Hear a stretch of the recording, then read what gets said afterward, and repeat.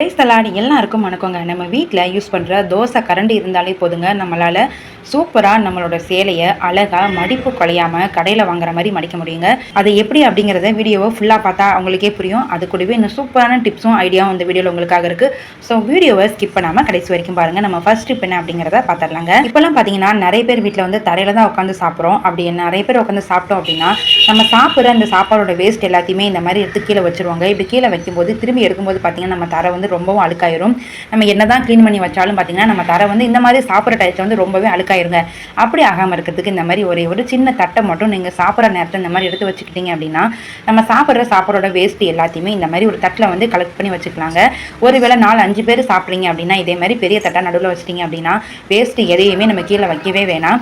எல்லாத்தையுமே இந்த மாதிரி தட்டிலே நம்ம எடுத்து வச்சிட்டோம் அப்படின்னா நம்ம வீடு பார்த்தீங்கன்னா எப்போவுமே நீட்டாக இருக்கும். அதுக்கப்புறமா இந்த வேஸ்ட்டை எடுத்துகிட்டு போய் நம்ம மொத்தமாக வந்து டஸ்ட்பினில் வந்து போட்டுடலாங்க. இப்படி பண்ணும்போது நம்ம தரையை வந்து அடிக்கடி தொடச்சிட்டு இருக்க வேலை நம்மளுக்கு இருக்கவே இருக்காதுங்க. சின்ன ஐடியா தாங்க. இந்த ஐடியாவால் நிறைய பேருக்கு வந்து ரொம்பவே யூஸ்ஃபுல்லாக இருக்குங்க. ஸோ மறக்காமல் இந்த டிப்ஸை வந்து ட்ரை பண்ணி பாருங்கள். நெக்ஸ்ட் இப்போ என்ன அப்படிங்கிறத பார்த்துடலாம். இந்த மாதிரியான வேஸ்ட் மூடி, கலர் பாட்டில் இருக்கிற மூடி வந்து நிறைய பேர் வீட்டில் இருக்குங்க.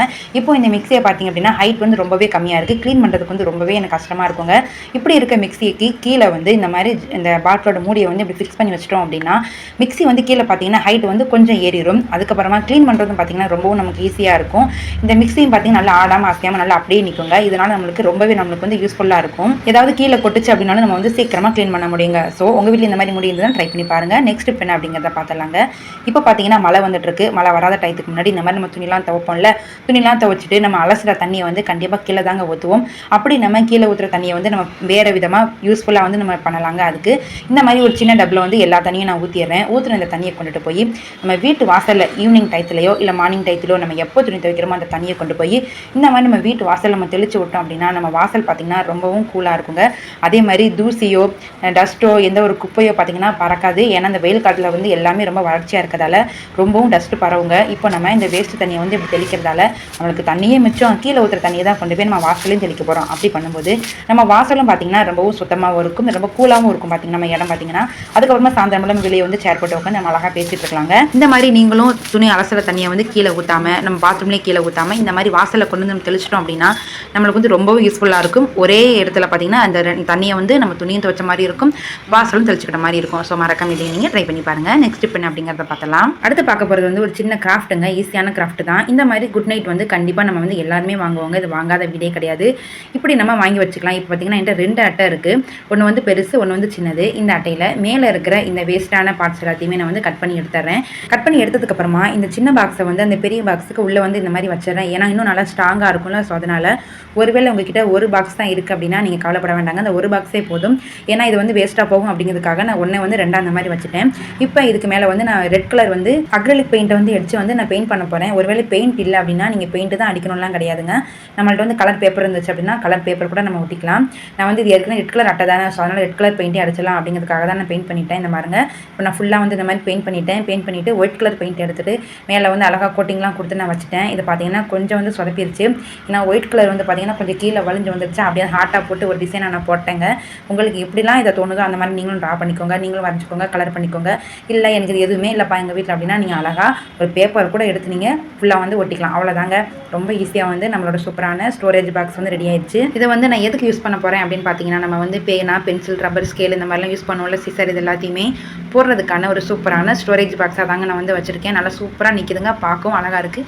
இதில் வந்து நம்ம ஸ்பூனும் போட்டு வைக்கலாம். ஆனால் ஸ்பூன் வந்து ஈரமாக இருக்கனால கீழே வந்து என்ன ஆகுதுன்னா ஒரு மாதிரி ஈரமாகி பேப்பர் வந்து கிழிஞ்சு போக வாய்ப்பு இருக்குது. ஸோ அதனால் இந்த மாதிரியான ஸ்டேஷனரி ஐட்டமே போட்டு வச்சோம் அப்படின்னா பார்க்கவும் அழகாக இருக்கும், நல்லாவும் நிற்குதுங்க. இந்த ஐடியா யூஸ்ஃபுல்லாக இருந்தது அப்படின்னா மறக்காம நீங்களும் ட்ரை பண்ணி பாருங்க. நெக்ஸ்ட் இப்போ என்ன அப்படிங்கிறத பார்த்தலாம். நம்ம பேங்க்கில் போனோம் அப்படின்னா பேங்க்கில் ஏடிஎம் வாங்குறதுக்கு இந்த மாதிரி ஒரு சின்ன கவரில் தான் நம்மளுக்கு ஏடிஎம் வந்து வச்சு கொடுப்பாங்க. நம்ம ஏடிஎம் எடுத்ததுக்கப்புறமா இந்த கவர் வந்து தூக்கி போட்டுருவாங்க. ஆனால் அப்படி பண்ணாமல் இதே கவரில் வந்து நம்ம எந்த பேங்க்கில் வந்து எந்த ஏடிஎம் யூஸ் பண்ணுறோமோ அந்த பேங்க்கோட அந்த பாஸ்புக்கை வந்து இந்த மாதிரி உள்ளே வச்சுக்கோங்க. அது கூடவே நம்மளோட அந்த ஏடிஎம்மையும் நீங்கள் வந்து உள்ளே வச்சுக்கோங்க. ப்ளஸ் அது கூட சேர்ந்து ஒரு பெண்ணையும் இந்த மாதிரி நீங்கள் உள்ளே வச்சிட்டிங்க அப்படின்னா இதை வந்து நம்ம வேஸ்ட்டாக தூக்கி போடாமல் இப்படி எல்லாத்தையும் ஒரே இந்த மாதிரி பவுச் மாதிரி இருக்கா இதுக்குள்ளே வச்சிட்டோம் அப்படின்னா அடுத்து நம்ம பேங்க்குக்கு போகும்போது இது ஈஸியாக வந்து நம்ம எடுத்துகிட்டு போய்க்கலாம். இது அப்படி வந்து நம்ம பேக்குக்குள்ளேயே நம்ம வச்சுக்கலாம். இது வந்து நம்ம யூஸ் பண்ணுறதுக்கு பார்த்திங்கன்னா ரொம்பவும் ஈஸியாக இருக்கும். வேஸ்ட்டாக தூக்கி போடுற இந்த பேப்பரை வச்சு நம்ம வந்து பாஸ்புக்லேருந்து இந்த மாதிரி ஏடிஎம் கார்டு இன்னும் extra Aadhaar card voter ID வேறு எது வேணாலும் நம்ம அந்த ஒரே பவுச்சுக்குள்ளே வச்சுட்டு நம்ம ஹேண்ட் பேக்கில் வச்சு நம்ம எங்கேனாலும் கொண்டு போய்க்கலாங்க. ரொம்பவும் ஈஸியாக இருக்கும். பெரிய ஃபைல் கூட இதுக்கு தேவைப்படாது. உங்களுக்கே தெரியுங்க சாதாரண பேப்பர் வந்து எவ்வளோ ஈஸியாக வந்து நம்மளுக்கு ஒர்க் ஆகுது அப்படிங்கிறத. இது வந்து பசை போட்டு ஒட்ட முடியாது. என்ன ஒட்டணும் அப்படின்னா திரும்ப க்ளீன் பண்ணுறதுக்கு ஓப்பன் பண்ணுறது ரொம்ப கஷ்டமாக இருக்கும். ஸோ இப்படியே நீங்கள் யூஸ் பண்ணிக்கோங்க. இப்படி வச்சுட்டிங்க அப்படின்னா உங்களுக்கு எல்லாமே ஒரே பவுச்சுக்குள்ளே இருந்த மாதிரி இருக்கும். ஸோ நீங்களும் ட்ரை பண்ணி பாருங்கள். நெக்ஸ்ட் இப்போ என்ன அப்படிங்கிறத பார்த்துலாம். இது பார்த்தீங்கன்னா குழந்தைங்க வந்து கடையில் வாங்கி சாப்பிட்ற குளுக்கோஸ் மிட்டாய்னு சொல்லி சாக்லேட் விற்கிதுங்க. Glucose chocolate. இதுக்குள்ளே வந்து குளுக்கோஸ் வந்து ரவுண்டாக சாக்லேட்டாக இருக்குங்க. இதை வந்து குழந்தைங்க சாப்பிட்டுட்டு தூக்கி போட்டுருவாங்க. நான் அந்த டப்பாவை என்ன பண்ணியிருக்கேன் அப்படின்னா நம்ம வீட்டில் வந்து பொட்டெல்லாம் இந்த மாதிரி வைப்போம்ல, குட்டி குட்டி பொட்டெல்லாம் வைக்கும்போது அதையெல்லாம் எங்கேயோ வச்சோம் அப்படின்னா கீழே விழுந்துருங்க. அப்படி இருக்க பொட்டை வந்து இந்த மாதிரி குட்டியாக அழகாக இருக்க இந்த டப்பாக்குள்ளே போட்டு நம்ம மூடி வச்சிட்டோம் அப்படின்னா நம்ம எங்கே கொண்டு போனாலும் இந்த மூடியை இந்த டப்பா மட்டும் கொண்டு போனால் போதும். அழகாக முடியை தந்து உள்ள இருக்கிற பொட்டை எடுத்து நம்ம வச்சுக்கலாம். பார்க்கவும் க்யூட்டாக இருக்குது. இதே மாதிரி இன்னொரு டப்பாவில் பார்த்தீங்கன்னா இந்த மாதிரி ஊக்கெல்லாம் நம்ம வந்து சாரி குத்துறதுக்கு வச்சுருப்போம். எங்கேயாவது தொலைஞ்சு போயிடும்.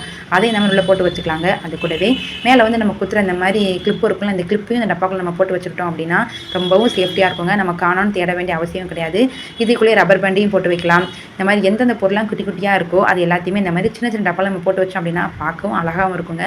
இந்த பொருள் எல்லாமே தொலைஞ்சு போகாமல் சேஃப்டியாகவும் இருக்கும். குழந்தைங்க வாங்கிட்டு தூக்கி போடுற இந்த டப்பா வச்சு நம்ம சூப்பராக வந்து ஒரு ஆர்கனைசராக வந்து நம்ம ரெடி பண்ணிட்டோம்ல. ஸோ நீங்களும் இதே மாதிரி குட்டி குட்டி டப்பா கிடச்சா நீங்கள் மிஸ் பண்ணாமல் அதையும் எப்போலாம் நம்ம யூஸ் பண்ணலாம் அப்படின்னு நினைக்கிறோமோ அந்த மாதிரி நீங்களும் ட்ரை பண்ணி பாருங்கள். அவ்வளோதாங்க, நம்மளோட கடைசி டிப்ஸ்க்கு வந்துட்டாங்க. நீங்கள் தம்ப்நெயிலில் பார்த்து வந்தீங்கல்ல, தோசை கரண்டியை வச்சு எப்படி சேலையை மடிக்கலாம் அப்படிங்கிறத தான் பார்க்க போகிறோம். இது வந்து குறிப்பாக யாருக்கு யூஸ்ஃபுல்லாக இருக்கும் அப்படின்னு பார்த்தீங்கன்னா, எனக்கு சேலை மடிக்கவே வராதுங்க, எப்படி மடித்தாலும் எனக்கு சேலை வந்து நேராகவே இருக்காது அப்படின்னு நினைக்கிறவங்களுக்கு வந்து ரொம்பவே யூஸ்ஃபுல்லாக இருக்குங்க. அதுக்கு இந்த மாதிரி ஒரே ஒரு கரண்டி எடுத்துக்கோங்க. நான் வந்து ஃபஸ்ட்டு சில்வர் கரண்டி தோசை கரண்டியை தான் எடுத்தேன். அது வந்து பார்த்திங்கன்னா லைட்டாக வந்து வலிக்கிட்டே போகுது. ஸோ அதனால் இந்த மாதிரி மரக்கரண்டி இருந்தது அப்படின்னா மரக்கண்டியை வந்து நீங்கள் எடுத்துக்கோங்க. எடுத்துகிட்டு முந்தானையை வந்து எடுக்கக்கூடாது. நம்ம இடுப்பில் வந்து சொருவோம் பார்த்திங்களா, அந்த பக்கத்தை வந்து எடுத்துக்கோங்க. ஏன்னா முந்தானை வந்து நம்ம கடைசியில் அழகாக மடிக்கும்போது வந்து கடையில் வாங்குற மாதிரி நான் முன்னாடி வந்து அழகாக காட்டும். அதனால் கீழே வந்து நம்ம இடுப்பில் சொருகும்ல அந்த பகுதியிலேருந்து இந்த மாதிரி ஸ்டார்ட் பண்ண ஆரம்பிங்க. இப்படி தான் இதே மாதிரி அந்த கரண்டியை வச்சுட்டு முனியில் வச்சுட்டு இந்த கரண்டிக்கு சைஸுக்கு தகுந்த மாதிரி இந்த மாதிரி ஃபுல்லாக அந்த மாதிரி சுற்றிக்கிட்டே வாங்க. இப்படியே சுற்றிக்கிட்டே வர வர வர அந்த மடிப்பு வந்து வர நம்ம வந்து மடிப்பை எடுத்து விட்டுட்டே வரணுங்க. நீங்கள் நினைக்கலாம் எவ்வளோ ஈஸியாக வந்து மடிக்கிறத விட்டு நீ இவ்வளோ வேலை கொடுக்குறேன்னு நினைக்காதீங்க.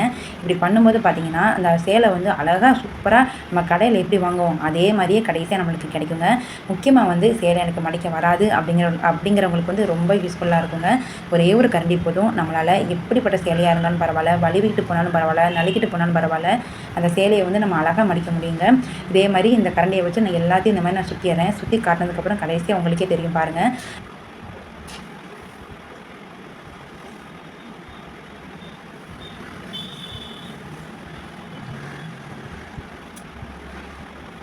இப்போ பாருங்கள், நான் வந்து ஃபுல்லாக இந்த மாதிரி கரண்டியை வச்சு நான் இந்த மாதிரி சுற்றி கொண்டு வந்துட்டேன். முந்தானை வந்து முன்னாடி வந்துருச்சுங்க. உங்களுக்கே தெரியும் முந்தானை மட்டும் எவ்வளோ அழகாக இந்த மாதிரி தெரியுது அப்படிங்கிறது உங்களுக்கே தெரியுங்க. நம்ம கடையில் வாங்கும்போது முந்தானை தான் முதல் தெரியும், அதே மாதிரி தான் இதுலேயும் தெரியும். இப்போ அந்த கரண்டியை வந்து நம்ம வெளியே வந்து எடுத்துடலாம்.